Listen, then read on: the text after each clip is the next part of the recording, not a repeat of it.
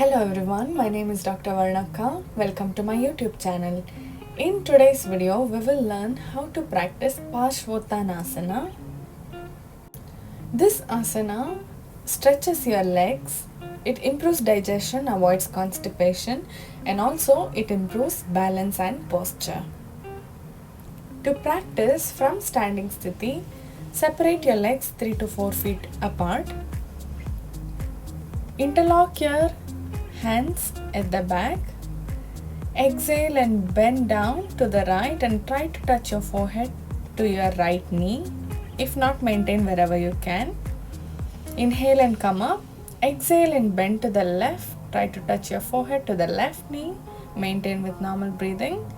Inhale and come up. Exhale and release your hands, release your legs and relax.